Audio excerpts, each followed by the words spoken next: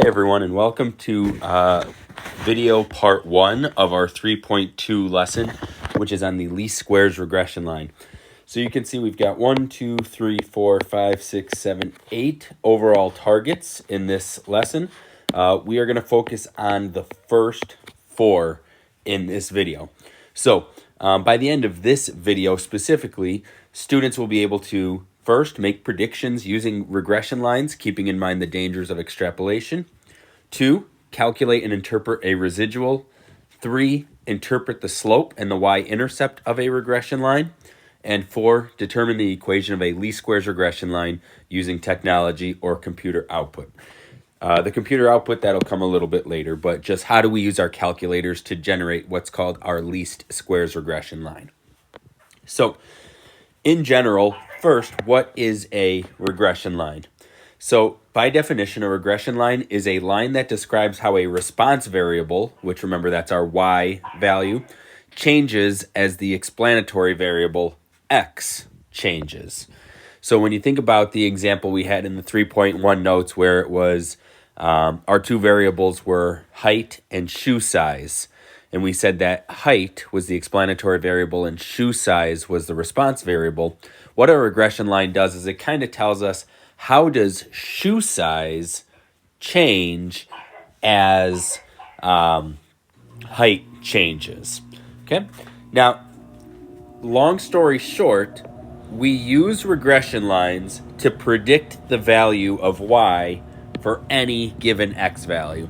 If you recall at the beginning of the semester, we said that one of the main components of AP Statistics is to draw conclusions, or in other words, make predictions. So we use regression lines in order to make predictions for things we don't know, given information that we do know. Now, the form of our least squares regression line will look like this right here. It's going to be y hat, and that's how it's pronounced, y hat equals a plus bx, which we're very familiar with as y equals mx plus b. It's just simply the equation of a line. However, people in the realm of statistics wanted to distinguish themselves in their equations for regression from slope-intercept form of algebra.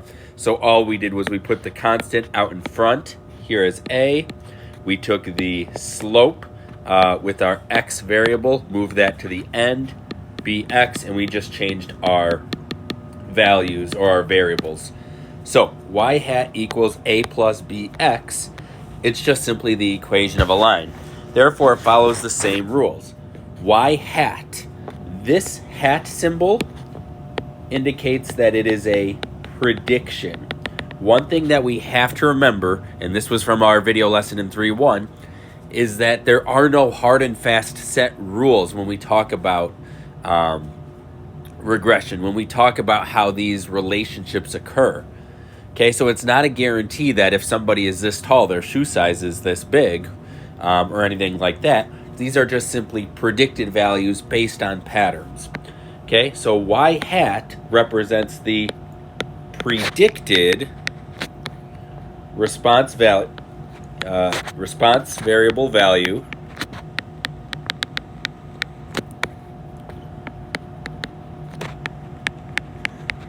based on a given explanatory variable value.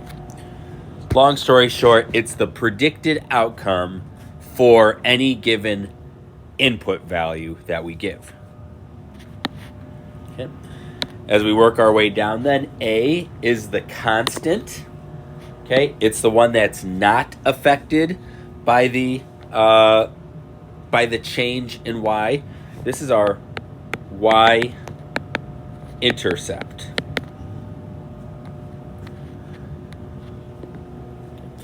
A is the y-intercept. In other words, it's the predicted outcome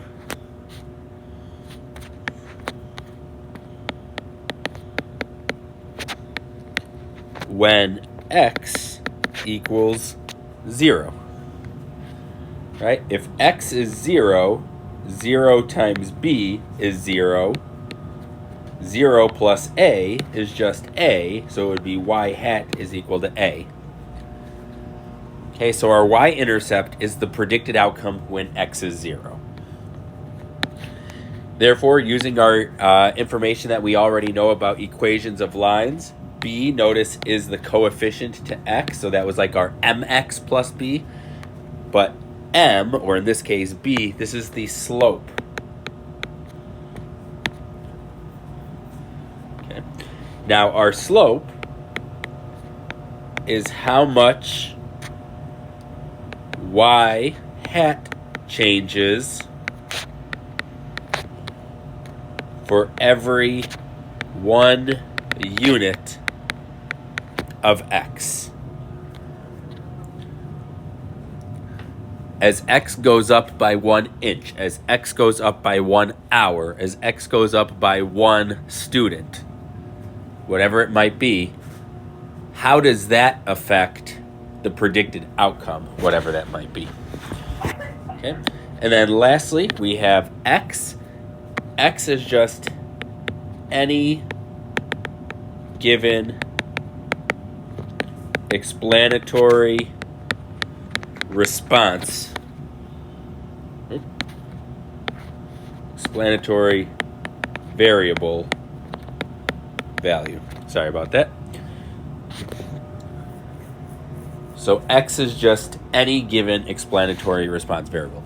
71 inches for height. Something like that. Okay. So now that we know what each value represents, we can use this to make predictions, to do interpretations, things of that nature. So when we look at example 1 here, it says the heights and weights of 20 students were recorded.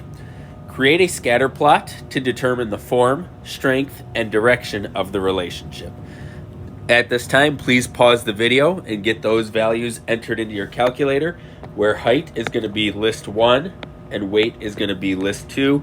This over here is a continuation of list 1, and this over here is the continuation of list 2. So you're going to go from here to here for list 1, and then same thing for list 2. All right. So now that I've got my same data in list 1 and list 2, I'm going to make my scatter plots. Remember that second y equals. Make sure plot 1 is turned on. I choose the scatter plot type, which is this first one.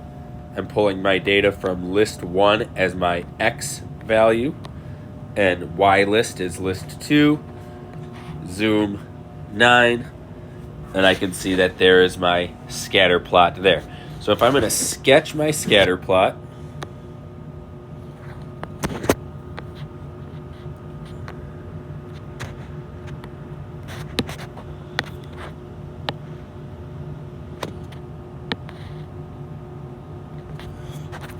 I know that this is height, this is weight, and if I just look at the corners of my graph, I can see that this is basically starting at 100, and it looks like it's going up to about 240. For my height, it's starting just below 60, so maybe about 55. And it's going up to, looks like about 80, just past the 78. And so by putting those values in, mins and maxes, I can then just follow my general pattern. So around 55, just above 100 is my first point. And I work up a little bit, down to, over. Got a series of 4 stacked points. One there in between, down 1, up quite a bit, down, up, up, up, and about right there. Okay, so there is roughly my scatter plot there. Okay, does not need to be perfect, but now that I've made one on my calculator and I've sketched it, I'm going to address my 4 factors that I need to address. So the first one is determine the form.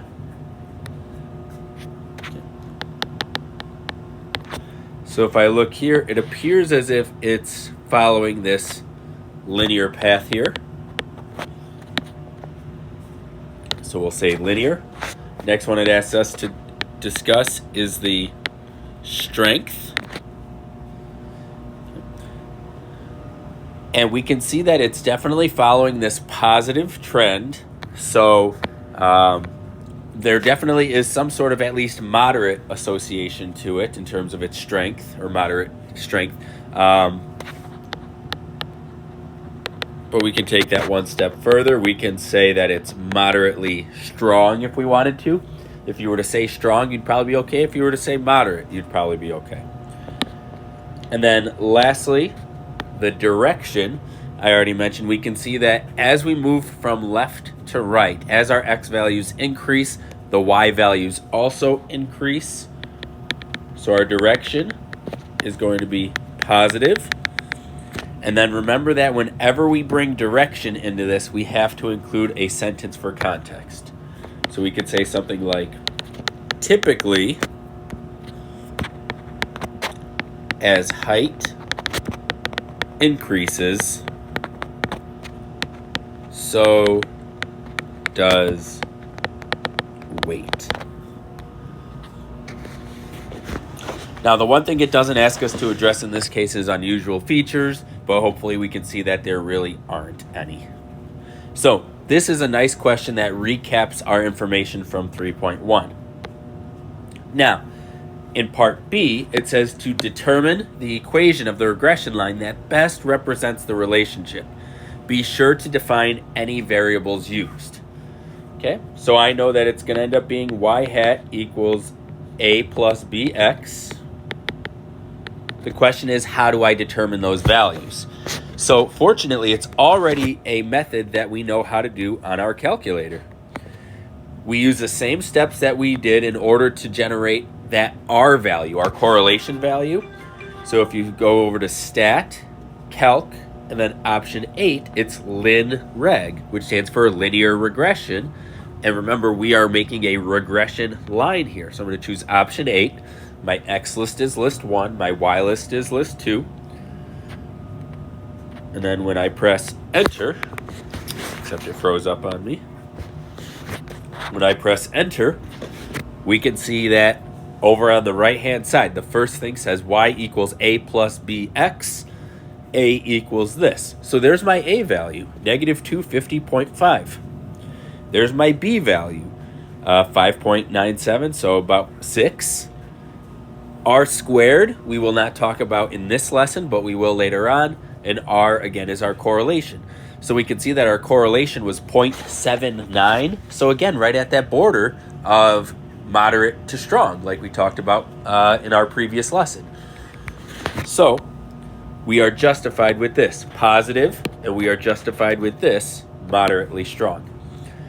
So we had y hat equals, our A value again was negative 250.5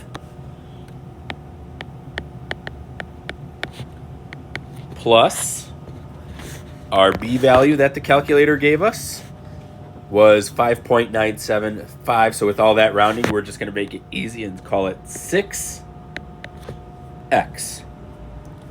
Okay. Now, the calculator gave me those, but one thing it didn't do that we still have to address. Be sure to define any variables used. So I want to replace y and an x with what those represent. So remember that y is our predicted weight. So this is going to be weight hat. Hat saying predicted. Our predicted weight is going to equal negative 250.5 plus 6. And then instead of x, my x variable was height. So this right here is my final answer. I can calculate any predicted weight by doing negative 250.5 plus 6 times whatever the height of the individual is. Okay. Now, before we make predictions, we're going to talk about how to interpret the slope and the y-intercept in context of the problem. And when I talked about these definitions up at the top, I did them specifically for this reason. Okay, the slope is how much y hat changes for every 1 unit of x, and the y-intercept is the predicted outcome when x is equal to 0. So when it says here, interpret the slope and the y-intercept in context of the problem, our slope, using this definition, how much y hat changes for every 1 unit of x. The way we would interpret the slope would be something like this. The predicted weight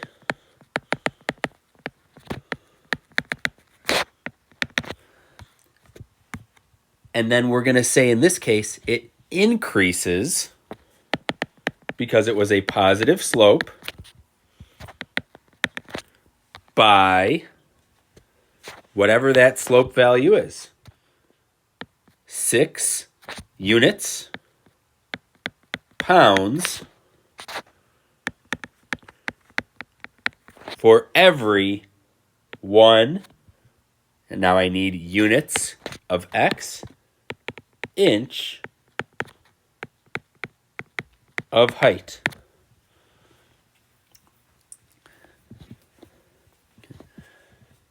So the predicted weight, or whatever our y value is, so maybe we'll include that.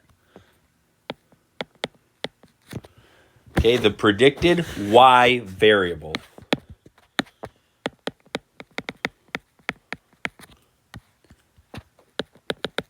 Increases or decreases. If the slope is negative, we would just say decreases. If the slope is positive, we say it increases by whatever the slope is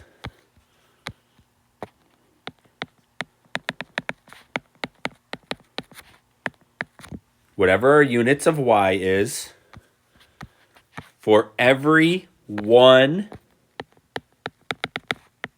unit of x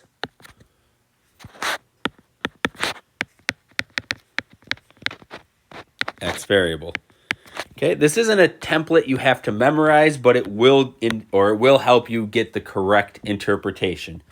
Okay, you don't have to use this exact wording, but as long as you convey the message that for every inch we go up, the weight jumps up by 6 pounds, that's what we need to get to. Okay, that's our interpretation of the slope. How much is weight changing for every inch we increase in height? How much is y changing for every 1 increase of x? Okay, so that's our slope.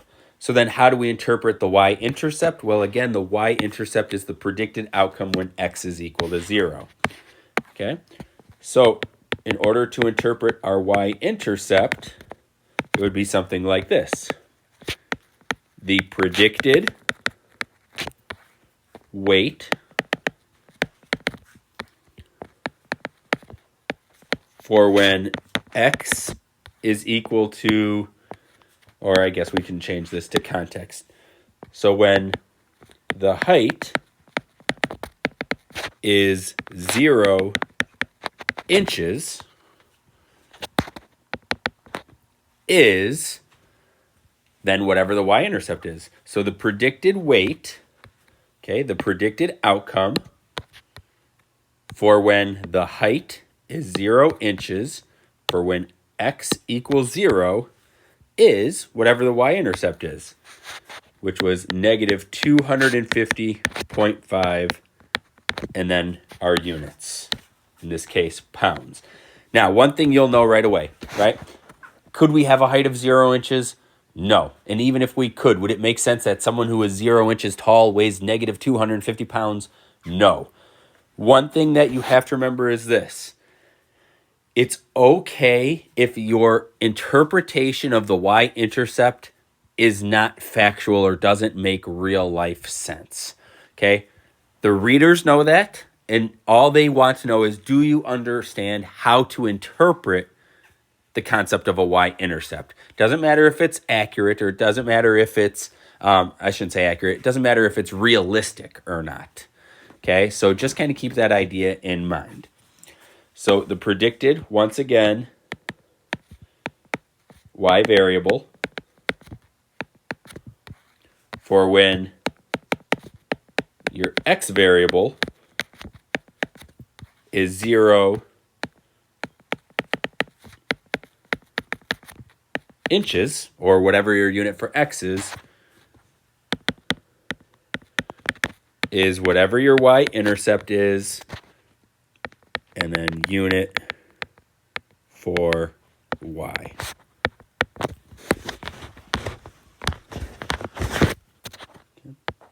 So again, not a template that you have to use, but this is the general concept. What is a y-intercept? It's the predicted y value for when your x value is 0. And just make sure you bring context into it. Okay? So now let's get to the point where we are making predictions. Example D says that if a student is 71 inches tall, how much would you expect him to weigh? Okay. So my given information is that they're 71 inches tall. How much would we expect to weigh? So if I go back to my original prediction equation, it's my predicted weight is equal to negative 250.5 plus 6 times the height. But I know what the height is now.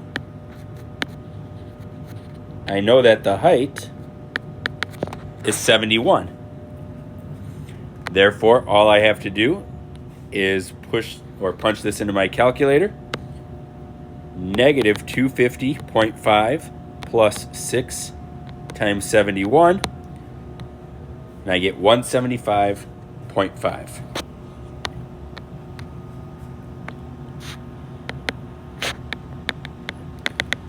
The predicted weight of a 71-inch tall student is 175.5 pounds. You do have to show this work. Okay, that's often a question. Do I have to show the calculation? Yes, you do.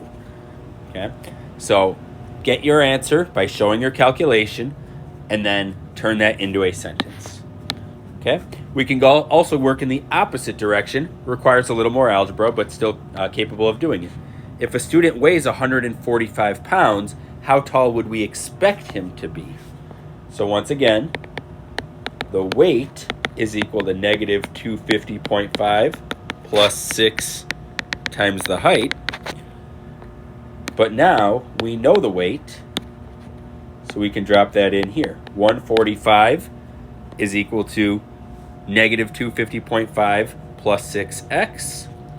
So just using our basic algebraic rules, 145, add the 250.5 over to the other side, and we get that 395.5 is equal to 6 times whatever the height is.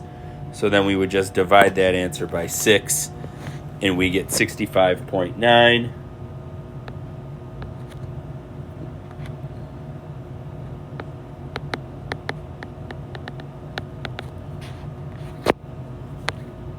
Okay. We would expect someone who is 145 pounds to be about 66 inches tall. Okay? So we can see that it works either direction. If we know x, we can predict y by simply plugging x in. If we know y and we want to predict x, plug y in, and it takes a little bit of algebra working backwards. Okay? So now lastly, if a student is 40 inches tall, how much would you expect her to weigh? Okay, so one more time.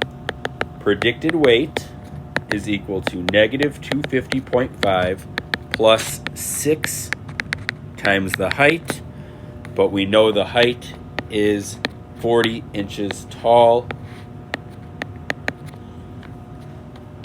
So the predicted weight is equal to negative 250.5 plus 6 times 40, negative 10.5. Therefore, the predicted weight of a 40-inch tall student is negative 10.5 pounds. And right away you're thinking, Mr. Voss is crazy, he made a mistake, whatever it might be. No. Okay? This example is in here for a specific reason. What we have here is something called an extrapolated value. Okay? We did nothing wrong. We used the equation that was provided from the data that we had. We substituted a value in properly, but what we got was a very, very unrealistic answer. And we want to know why that is. Why did that happen? So, it's important to understand this concept of extrapolation and why it occurs. So, extrapolation is when we use a regression line for a prediction far outside the interval of x values that was used to obtain that line. Okay, such predictions are often inaccurate.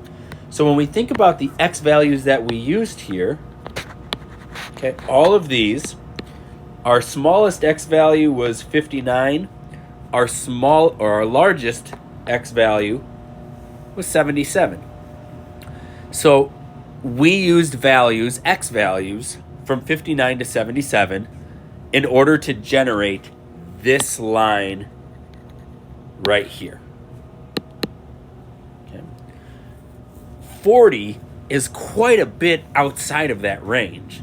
Okay, in fact, from 59 to 77, that's a range of 18, and 40 is 19 away from our lowest value. So we're using a single value that's greater than the range of all values away from our minimum, and that's why we have an extrapolated value. We're using an x value so far away from all the other values that we used, all the other x values that we used to generate this line, that it's probably not going to give us a prediction.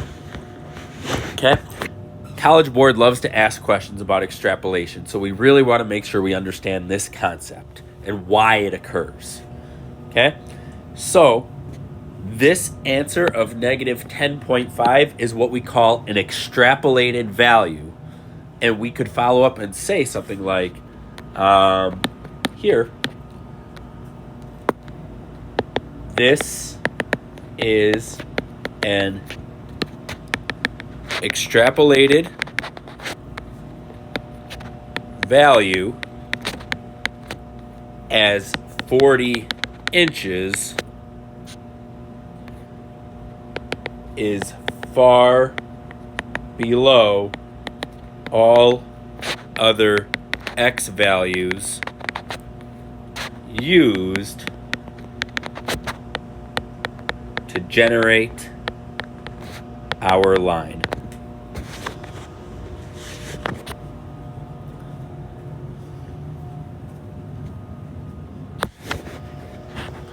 All right.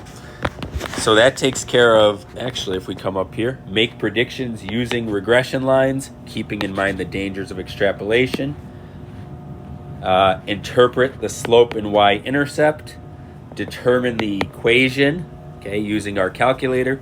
So the last thing we have to do here is calculate and interpret a residual. So a residual is another word for error. Okay, when I see the word residual, I think residue. When I think residue, I think leftover. Okay, what's left over is residual or residue. So residual, by definition, is the difference between the actual value of y versus the predicted value of y that comes from the regression line. So our calculation here for a residual, the residual is equal to the actual y value minus the predicted y value. Actual minus predicted. So some things to note. A positive residual indicates that the actual value is greater than predicted. That should make sense. If the actual is greater than predicted, then actual minus predicted is going to result in a positive number. Whereas if the predicted value is bigger, let's just say 5 and 10, well, 5 minus 10 is a negative value. My residual would be negative. A negative residual indicates that the actual value is less than predicted. And then lastly, residuals are represented by, visually by a vertical segment connecting the data point to the regression line. Okay? So when we look at this diagram here, this blue line right here, this is our regression line. This is the equation that our calculator gives us. Okay? These are the predicted y's for each x.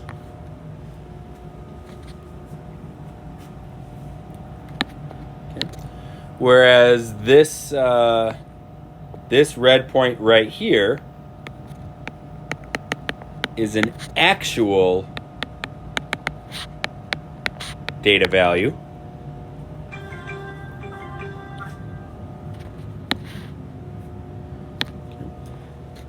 And then we can see that in this case, that actual data value is below what was predicted. Okay. This green line right here is my residual, which would be negative,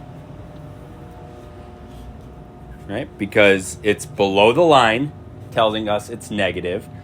But another way we know it's negative is the actual value is less than it was predicted to be. The blue line is the predicted value for this x value. Whatever that x value is right there, the blue line is what I would expect y to be. But this actual data value is less than that. Okay? So we want to be able to interpret a graph that looks like this. Okay, what is what? The blue line is the regression line. It's all of our predicted values for any given x.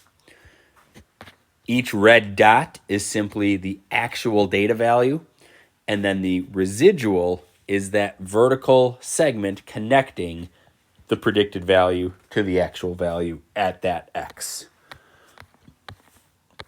Okay, so last two things we're going to do here is we are going to calculate some residuals. So in example 2, a student who is 76 inches tall weighs 208 pounds. Using the data from example 1, calculate and interpret the residual. Show your work. So again, weight hat was negative 250.5 plus 6 times height. So negative 250.5 plus 6 times the 76 inches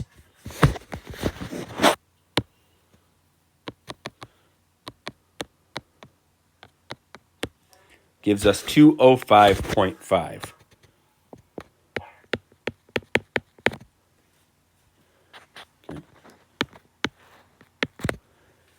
So, for someone who's 76 inches tall, we would predict that they're 205.5. Now, the residual is the actual value, 208, minus predicted.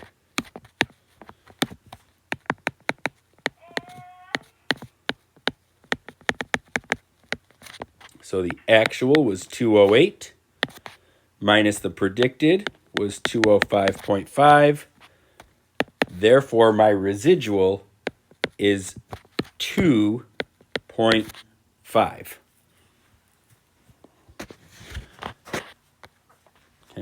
Now, that's the calculate component to it. Now I have to interpret the residual. So my residual is positive, which means that the actual value was more than I expected it to be. In fact, when my context comes in, it's 2.5 pounds more than I would expect it to be. So we would say something like this. The actual weight of the student is 2.5 pounds heavier than expected for someone who is 76 inches tall.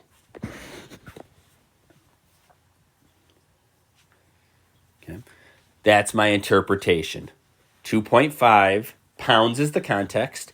Because it's positive, that means that the actual was greater than predicted. So there's my sentence. The actual weight of the student is 2.5 pounds heavier than expected for someone who is 76 inches tall. Okay, if you want to take a moment and try example 3 on your own, we can pause the video quickly and then replay it or resume it once we are done. Okay, so a student who is 67 inches tall weighs 144 pounds. The predicted weight is going to be equal to negative 250.5 plus 6 times 67.